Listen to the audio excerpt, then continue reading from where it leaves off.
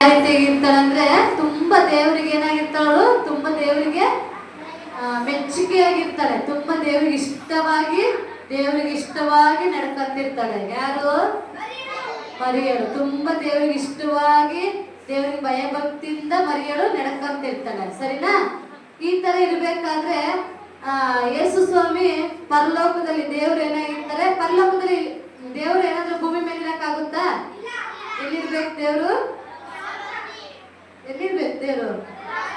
ಪರಲೋಕದ ಮೇಲೆ ದೇವ್ರು ಇರ್ತಾರೆ. ಸರಿನಾ? ಇವಾಗ ದೇವ್ರು ಅಲ್ಲಿಂದ ಏನ್ ಮಾಡ್ಬೇಕು, ಇವಾಗ ಮನುಷ್ಯನಾಗಿ ಬರ್ಬೇಕು. ಮನುಷ್ಯನಾಗಿ ಬರ್ಬೇಕಂದ್ರೆ ಏನ್ ಮಾಡ್ಬೇಕು? ಗರ್ಭದಲ್ಲಿ ಒಂದು ಹುಡುಗಿ ಹೊಟ್ಟೆಯಲ್ಲಿ ಏನ್ ಮಾಡ್ಬೇಕು? ಅವರು ಬರ್ಬೇಕು. ಏನಾದ್ರು ದೇವ್ರು ಮಗುವಾಗಿ ಬರ್ದಂಗೆ ಹಂಗೆ ದೇವ್ರು ಬಂದ್ಬಿಟ್ಟಿದ್ರೆ ಏನಾಗ್ತಿತ್ತು? ಈ ಭೂಮಿ ಎಲ್ಲ ಏನಾಗ್ತಿತ್ತು? ಸುಟ್ಟು ಹೋಗ್ಬಿಡ್ತಾ ಇತ್ತು. ಈ ಭೂಮಿ ಏನಾಗ್ತಿತ್ತು?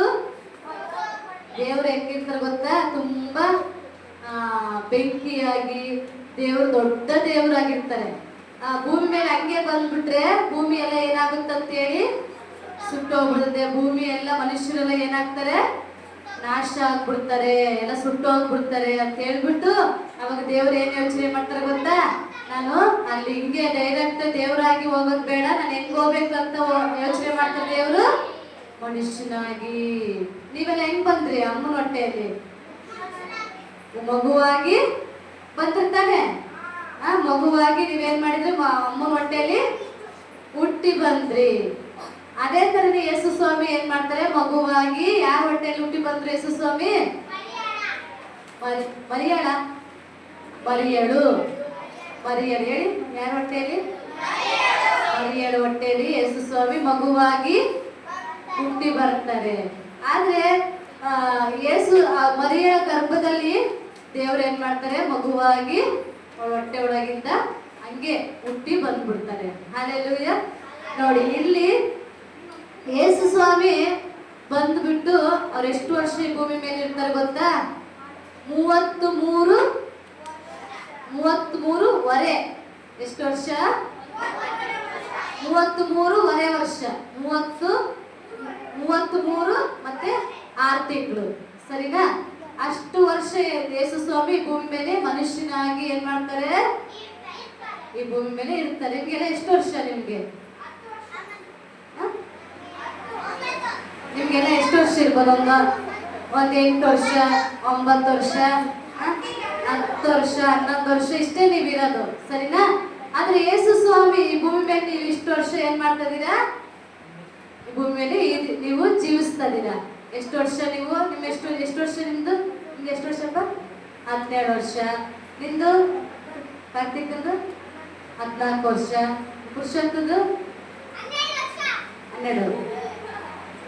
ಸರಿ, ನೀವೆಲ್ಲ ಇಷ್ಟು ವರ್ಷ ಭೂಮಿ ಮೇಲೆ ಏನಾಗಿದ್ದೀರಾ?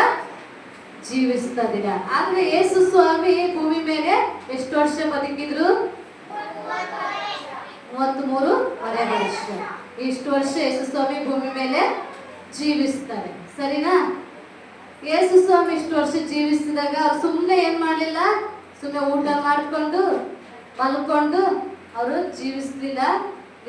ಯೇಸು ಸ್ವಾಮಿ ಯಾವ ರೀತಿ ಜೀವಿಸಿದ್ರು ಗೊತ್ತಾ? ಜನಗಳ ಸೇವೆಯನ್ನು ಮಾಡ್ತಾ ಇದ್ರು. ಯಾರು ಸೇವೆ ಮಾಡ್ತಾ ಇದ್ರು? ಯೇಸು ಸ್ವಾಮಿ ಸೇವೆಯನ್ನು ಏನ್ ಮಾಡ್ತಾ ಇದ್ರು? ಯೇಸು ಸ್ವಾಮಿ ಮಾಡ್ತಾ ಇದ್ರು. ನೋಡಿ, ಇಲ್ಲಿ ಚಿತ್ರದಲ್ಲಿ ನೋಡ್ಬೋದು ನೀವು. ಇಲ್ಲಿ ಯೇಸು ಸ್ವಾಮಿ ಇಲ್ಲಿ ಏನಾಗಿದ್ದಾರೆ? ಚಿತ್ರ ಏನ್ ತೋರಿಸುತ್ತೆ ನಿಮಗೆ?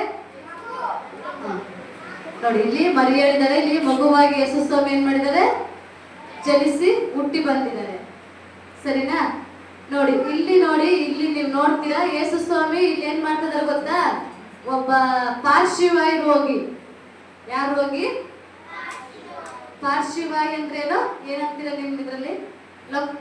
ಪಾರ್ಶ್ವ ಹೊಡಿತೈತೆ ನೋಡಿ, ಲಕ್ಕು. ಅದನ್ನ ಹೊಡೆದಿರುವಂತನ್ನ ನೋಡಿ ಇಲ್ಲಿ ಏನ್ ಮಾಡ್ತಾರೆ? ಯೇಸು ಸ್ವಾಮಿ ಮುಂದೆ ತಂದು ಇಲ್ಲಿ ಬಲಿಸಿದ್ದಾರೆ. ಯೇಸು ಸ್ವಾಮಿ ಏನ್ ಮಾಡ್ತಾರೆ ಗೊತ್ತಾ? ಅವನು ಮುಟ್ಟಿಬಿಟ್ಟು ನೀನೇನ್ ಮಾಡು, ಎದ್ದು ನಡಿ ಅಂದಾಗ ಅವನೇನ್ ಮಾಡ್ತಾನೆ? ಎದ್ದೇಳ್ತಾನೆ. ಅವ್ನು ಎದ್ಬಿಟ್ಟು ನಡೆದಾಡ್ತಾನೆ. ಯೇಸು ಸ್ವಾಮಿ ಈ ಅದ್ಭುತ ಕೂಡ ಮಾಡಿದ್ರು. ನೋಡಿ, ಇಲ್ಲಿ ಕೂಡ ನಾವು ನೋಡ್ತೀವಿ. ಇಲ್ಲಿ ಕೂಡ ಯೇಸು ಸ್ವಾಮಿ ಏನ್ ಮಾಡ್ತಾರೆ? ಇಲ್ಲಿ ಕೂಡ ಅದ್ಭುತ ಮಾಡ್ತಿದ್ದಾರೆ.